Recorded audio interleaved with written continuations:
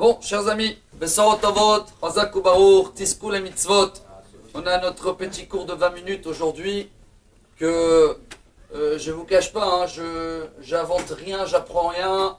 Et gare à nous si on pense d'apprendre quelque chose, on n'a pas ni d'expérience, mais par contre, les sources qui vont être amenées et la façon de voir la vie, qu'on va essayer de concentrer un petit peu dans ces 20 minutes, doit changer la vie de nous tous. C'est des choses tellement importantes que bien sûr tout coule de la Torah.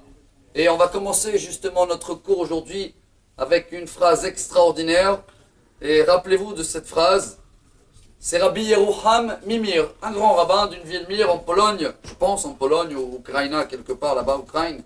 Il disait comme ça, chers amis, le pauvre, celui-là qui ne connaît pas ses défauts, car il ne sait pas ce qu'il doit réparer. Mais gare à celui-là qui ne connaît pas ses qualités, car il ne connaît pas son outil de travail. Je répète, c'est formidable. Hein. Aïe aïe aïe, oi, il dit en hébreu. Oi, lemi, she'eno mekir et chesonotav. Le pauvre, celui-là qui ne connaît pas ses défauts, qui eno yodea ma'alav letaken, car il ne sait pas ce qu'il doit réparer. Aval oi va avoy. Mais gare à lui, lemi she'eno makir et ma'alotav, à celui-là qui ne connaît pas ses qualités, qui a filu kli avodato eno mekir, car il ne connaît même pas son outil de travail qu'il a lui-même pour pouvoir commencer à réparer. Alors aujourd'hui, chers amis, on va essayer de comprendre un peu cette histoire déjà dans la paracha qu'elle commence. Toute la paracha commence avec un esclave hébraïque. On vient de recevoir les 10 commandements, paracha Titro. Et Mishpatim directement, quelqu'un qui a volé, il n'a pas de quoi payer, ça n'existait pas la prison à l'époque, et ça aurait été beaucoup mieux si aujourd'hui aussi ils auraient fait la même chose. Pour pouvoir que ce monsieur rembourse ce qu'il a volé, jamais en prison, il va être vendu autant qu'un esclave. Elle dit la Gemara, chers amis, Gemara traité Kiddushin, 20e page. Kol hakone eved ivri, ke kone adon le'atzmo. Traduction, j'essaye, mes excuses, souvent je le dis au début pour être soulagé, mais moi en français, vous le savez, Baruch Hashem, ça fait plus que 30 ans on est là, donc s'il y a des erreurs, vous pouvez rigoler, mais on va essayer de traduire. Chacun qui, il achetait à l'époque un esclave comme ça, qui s'est mis à vendre avec l'ordre de tribunal parce qu'il n'a pas de quoi payer, c'est comme si qu'il a acheté un maître pour lui-même. Et pourquoi? La Gemara, elle explique que cet esclave-là, si tu en as un seul lit, à lui, tu manges du foie gras, il est obligé de manger avec toi du foie gras. Tu n'as pas le droit, toi, d'être privilégié par rapport à lui. Ça devient un patron, entre guillemets. Mais d'un autre côté, tout ce qu'il a dans sa main, il perd de sa main, ça veut dire qu'il ne peut plus rien acheter. Kol mashekana eved kana rabo, c'est une halakha. Tout ce qui va acheter un serviteur, un esclave, ça appartient à son maître. Il a gagné le loto, appartient à son maître. Donc, regardez comment la Torah, d'un côté, elle enlève tout de l'esclave, mais elle va le donner d'un autre côté énormément d'outils de travail. Ils vont le remonter le moral en disant attention, ça devient un patron par rapport à son maître, il doit tout le donner. On va essayer de comprendre ce message, chers amis, dans notre vie. Regardez comment la Torah, comment Hachem nous demande toujours connaître les défauts qu'on a, mais jamais oublier les qualités pour pouvoir avancer. Et c'est pour ça, chers amis, on va commencer par un exemple très très belle, c'est dans la Torah aussi, c'est Parashat Be'alotra. Là-bas, il y a l'histoire que Myriam a parlé sur Moshe, son frère, par rapport à la femme qu'il avait, Moshe, Tzipora, qu'il devait se séparer de sa femme quand il parlait avec Hachem. Et elle ne comprenait pas, elle a parlé avec son frère, qu'avec son frère, ça a été considéré comme de la shonara. Et Myriam a reçu une punition. Comme ça, elle se termine la parasha Be'alotra. Vatisager Myriam, mechutz la machane shivarat yamim. 7 jours de la lèpre qu'elle a reçu Myriam, et elle est restée isolée dehors du camp d'Israël. Quelle est la suite? Tout de suite après, prochain pasouk, Velo nasa ha'am ad he'asef Myriam. 7 jours que le peuple d'Israël avance pas, ils attendent tous Myriam. Donc waouh, regardez la punition de Myriam. balèze. C'est un message pour nous, pour la Shonara. Mais c'est vrai. Il faut dire ce qu'il dit le Ben Ishraï. Aujourd'hui, pourquoi il n'y a pas la lèpre? Parce que s'il y avait aujourd'hui la lèpre comme punition sur la Shonara, on était tous lépreux, on dit en français. Donc, heureusement ou malheureusement, ça n'existe pas. Mais regardez, dans la même punition de Myriam, le cadeau et l'honneur qu'elle a reçu, que tout le peuple d'Israël attend de Myriam, bouge pas. Et quel respect, c'est quand tout le peuple d'Israël, 600 000 personnes de 20 ans à 60 ans, donc c'est quelques millions si on calcule les enfants et les personnes âgées, attendent Myriam. Waouh, le respect. Et toujours Akadosh Baruch Hu, il va vouloir qu'on se rappelle défaut, qualité, punition, salaire. Il y a beaucoup des exemples qu'on peut continuer. Yosef avec l'histoire de Potiphar, etc. Mais on va essayer aujourd'hui de appliquer ça dans notre vie. Et pourquoi je pense que c'est un message extraordinaire, hein. Il faut le partager. C'est rien de moi, tout ce que je vous dis c'est marqué. Donc bravo aussi à ceux-là qui l'appliquent et qui le partagent, ce message. Aujourd'hui c'est facile, hein. Vous cliquez, on fait, comment ça s'appelle ça? Un like, faites un like, il partage, il a gagné une mitzvah de Torah. Pourquoi ce message doit nous changer la vie? Il y a des moments dans notre vie, ça peut être dans l'amour entre nous et Hachem. Ça c'est en premier. Mais notre amour n'est pas à 100%. Parce que si on fait des péchés, c'est que on aime Hachem, mais à ce moment-là de la faute, on l'aime moins, on va dire comme ça. On est bien d'accord? Si on l'aurait aimé à 100%, on ne peut pas fauter. C'est pareil pour l'amour entre un couple. Il y a des moments où l'amour au top, où même elle s'améliore tous les jours.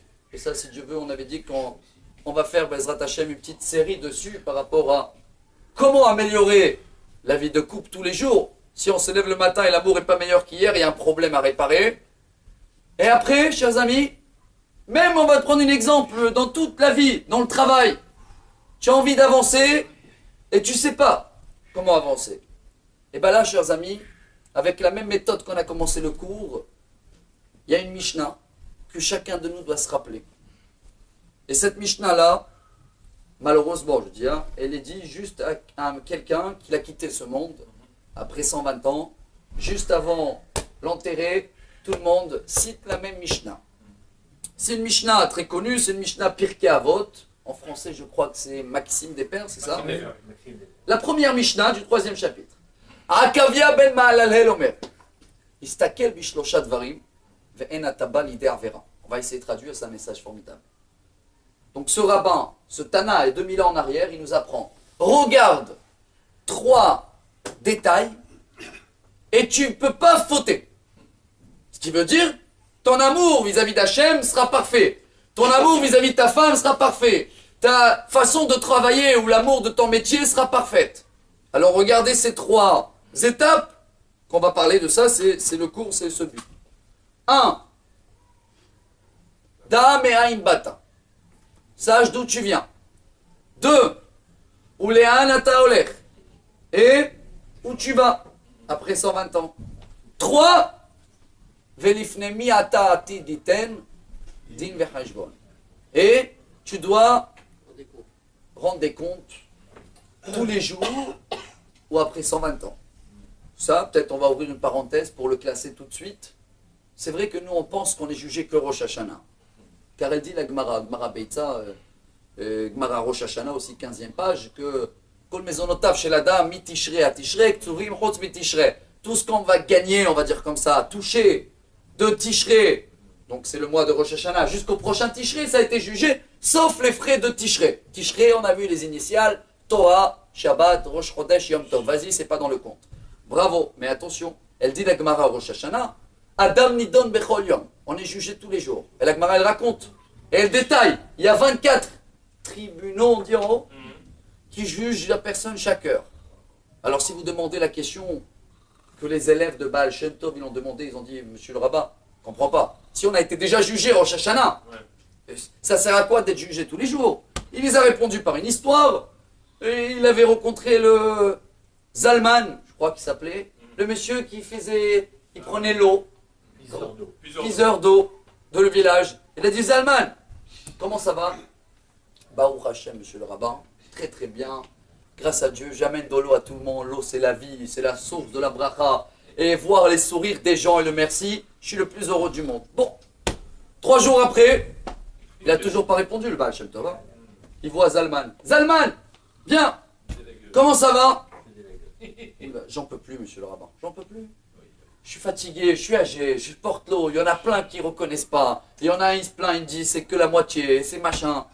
Alors le Baal Shem Tov retourne vers ses élèves en le disant, regardez, Rosh Hashanah, chacun de nous, ce qui va travailler, combien il va gagner, dans quel métier il sera, ça a été jugé. Mais comment ce sera sa journée de travail? Est-ce qu'il sera heureux, ou comment il dit, pshanfa, ou dur, rama? Ça, c'est tous les jours par rapport à sa situation. On referme les parenthèses. Donc, on a compris qu'on peut se faire juger tous les jours. Alors je reprends, chers amis, écoutez bien la question de Midrash Shmuel. Il dit que la Mishnah, donc ce rabbin, Akavia ben Mahalalel, nous apprend les 3 méthodes pour pas fauter. Sache d'où tu viens, sache où tu vas, et sache devant qui tu dois rendre des comptes, donc tous les jours. Bravo. La Mishnah double, elle commence à détailler. D'où tu viens? Non, c'est pas d'en haut comme on croyait. Hein. Ça aussi, on vient d'en haut. Mais voilà la deuxième façon de voir la vie. Allô, allô, allô? Tu viens d'une goutte puante. Tous. Oh là là, d'accord. Et où on va? À la mort. C'est pas en haut après 120 ans. Ça, c'est la façon bien de voir la vie. Ça, c'est les cadeaux en haut. Mais il y a la façon négative. C'est quoi? 2 mètres carrés. Il y a quelqu'un qui va dans un endroit qui est meilleur que 2 mètres carrés sur la terre? Non. Et le troisième, pas devant qui tu vas être jugé en haut, comme on a dit, après 120 ans. Tous les jours, tu es jugé, tous les heures, vu ce que tu fais. Regardez, on vient de prendre une Mishnah, que c'est la Mishnah qui accompagne toute personne après 120 ans. Que c'est une clé pour jamais fauter, donc pour améliorer l'amour entre nous et Hachem. Donc on va pouvoir prendre ces mêmes clés pour améliorer l'amour entre nous et la femme, l'amour et le travail. C'est ça le secret du jour aujourd'hui. Et qu'est-ce qu'elle veut dire cette clé? Allô? Il y a 2 façons de voir la vie. Il y a une façon dure, défaut. Il y a une façon de qualité. Qui c'est qui dit ça? Rabbi Eliyahu Lupian. On appelle Rabbi El Lupian. Il a écrit un livre de Moussar extraordinaire, Lev Eliyahu, sur les parachiotes.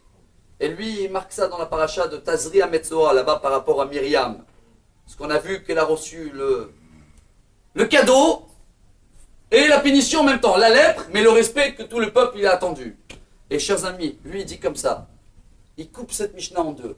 Il a dit, on vit 120 ans jusqu'à 60 ans. De 0 à 60 ans. Où on est en pleine forme. Et on a beaucoup des envies. On travaille, on bouge, on est, on va dire, un peu plus active peut-être. Ou créative, on a l'impression qu'on contrôle notre vie. Alors qu'est-ce qu'il faut voir de 0 à 60 ans? Quel côté, chers amis? Le côté négatif. Le dire allô, d'accord, mais n'oublie pas, on vient d'une goutte puante, on va dans 2 mètres carrés, et on est jugé tout le temps. Et après, quand on commence à aller dans l'âge où on réfléchit plus, on est plus posé, on va pas dire 3e âge, on les a coupés en 2, on va dire 2e âge, de 60 à 120 ans, là, il faut commencer à voir un peu les qualités, le salaire, comprendre que, allô, pas d'où on vient, la goutte puante, d'où on vient, la Neshama, elle vient de la salle en haut, l'endroit où il y a tous les Neshamot, que c'est là-bas la résidence d'Hachem. Waouh! Et où on va après 120 ans? Paradis en haut, le salaire, tout ce qu'on a travaillé.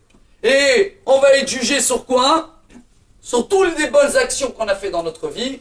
Là, Kadosh Baruch Hu, il va nous payer grand salaire. Et toutes les mauvaises choses qu'on a fait, il dit déjà le roi Salomon dans le Shir HaShirim, Mashgiach min halonot, metzitz min harakim. Kadosh Baruch Hu, pour nous payer du salaire sur les bonnes actions, il les cherche comme une belle vitrée. Et les mauvaises choses qu'on a fait, matzitz, on dit en hébreu, c'est quoi matzitz? Comme le trou qu'il y a dans la porte là. Et à peine il les cherche. Voilà la façon positive de voir les choses. Tout ça, chers amis, nous arrive au but de ce cours aujourd'hui. Et je crois que c'est très très beau. On va comparer ça, comme cette semaine, on avait dit dans les 3 minutes d'Alakha du jour, chers amis, toute notre vie, on est dans une montagne. Il y a une phrase en hébreu qui est très belle. Depuis que je suis petit, je me rappelle, parce que des fois tu demandes des gens dans la rue, comment ça va? Il dit Anis Sohev. Ça veut dire quoi Anis Sohev en hébreu? Je supporte. Voilà, je supporte, je tiens la route. Alors tout de suite en hébreu, qu'est-ce qu'on dit? Tov meod. Kolod ata sohev, siman shata ba'aliyah. Vous avez entendu cette phrase? Tant mieux, tant que tu supportes, et ça veut dire que tu as du mal à avancer, ça veut dire que tu es dans une montée. Alors, heureusement déjà, parce que quelqu'un qui est dans une descente, c'est très dur. Alors chers amis, écoutez bien, si Dieu veut, on va essayer d'appliquer tout ce qu'on vient de comprendre ensemble dans notre vie et savoir. On est dans une montagne. On a reçu les 10 commandements dans la paracha d'Yitro. C'est quoi les 10 commandements pour vous? Le but, le guide de la vie. Mais il y a un chemin à prendre. Il y a des règles. C'est tous les détails qui viennent après, parachat Mishpatim. Ce qui veut dire qu'il y a un but, c'est d'arriver en haut de la montagne. Qu'est-ce qu'il attend en haut de la montagne? Cette semaine, on avait utilisé Transact, Coca Zéro et Pastèque fraîche, où chacun peut imaginer les plus belles choses du monde qu'il attend en haut dans la montagne. Nous, on est au milieu. Attention, il y a encore un détail qu'il faut rajouter. En bas, il y a un lac qui est en train de monter. D'accord? Et on a rajouté cette semaine dedans des crocodiles et des piranhas. Comment ils s'appellent? Alors, et c'est sûr que le but, c'est vite d'arriver en haut. Mais, chers amis, comment j'arrive en haut le plus vite? Le plus vite. Comment je vais réussir dans ma vie et que ce sera que toujours des montées pour nous tous? Et quand j'ai un but à atteindre, ou dans la vie de couple, ou dans l'amour entre nous et Hachem en premier, ou dans le travail, j'ai un but. Je veux arriver le plus vite. Qu'est-ce que je fais pour arriver le plus vite? Chers amis, cette Mishnah qu'on a dit, les 3 détails, on va proposer au nom des Chachmei Moussar, les sages de Moussar, les élèves de Rabbi Israël Salanter, 3 solutions pour arriver en haut de la montagne. C'est excellent. Première solution, chers amis, ça s'appelle Kelem. Rabbi Simcha Zissel Kelem. Kelem, une ville toujours là-bas en Pologne. Et lui, il utilise une méthode, chers amis. Qu'est-ce qu'il dit? Si tu regardes en haut, ça veut dire quoi en haut pour nous? Après 120 ans, le salaire, ou le Transact dans l'exemple, et la pastèque, ça peut être un peu trop loin, ça peut te décourager. Si tu regardes en bas, tu te vois dans la bouche des crocodiles, tu vas avoir trop peur. Alors qu'est-ce que tu fais pour avancer le plus vite? Tu marches, tu regardes où tu marches, ni en haut ni en bas. Hop. Da le'anata olech. Ça veut dire quoi? Où tu marches, regarde tes pas. En anglais, on a dit ça, step by step. En suédois, shwaya shwaya. Doucement, doucement. C'est une façon de voir la vie. Deuxième façon, parce que regardez, ces 3-là, c'est pas que chacun vu son caractère. Ça peut être chacun, une journée il se lève et il doit faire comme ça, marcher doucement, doucement. Et une autre journée, et ça c'est la deuxième façon de voir la vie, c'est Slabotka. C'était un rabbin, il s'appelait Rabbi Nathan Tzvi Pinkel. Et lui il disait, waouh, imagine-toi sur le Transact, imagine-toi manger la pastèque, regarde la beauté qu'il y a en haut. Et ça va te permettre d'avancer beaucoup plus vite. Et le troisième, oulala, Novardok. Novardok, Rabbi Yosef Horvitz. Ils sont durs dans le moussard. Qu'est-ce qu'il disait lui? Regarde en bas. Imagine-toi les crocodiles qui sont en train de manger et tu vas voir le tourbeau que tu vas arriver très vite en haut. Chers amis, on va terminer ce cours à se rappeler. Ces 3 façons de voir la vie. Se concentrer où on est, avancer doucement, doucement. Ou regarder les beautés, la qualité. Ou regarder les défauts et les choses mauvaises. Chacun de nous, il y a des façons, des fois, ou des journées qu'il faut appliquer un de ces 3 méthodes. Ça va améliorer notre amour et contact avec Hachem. Ça va nous donner à réussir dans notre Shalom Bayit. Ça va faire une réussite dans la Parnassa. Il y a de quoi détailler, on a tout essayé de rentrer dans 20 minutes. Mais rappelez-vous, comme Myriam, elle a eu le salaire avec la punition, comme la phrase avec quoi on a commencé le cours, on va terminer avec aïe aïe aïe, le pauvre celui-là qui ne connaît pas ses défauts, car il ne sait pas quoi réparer. Mais Aïe, aïe, aïe, aïe. Gare à celui-là qui ne connaît pas ses qualités, car il n'a pas ses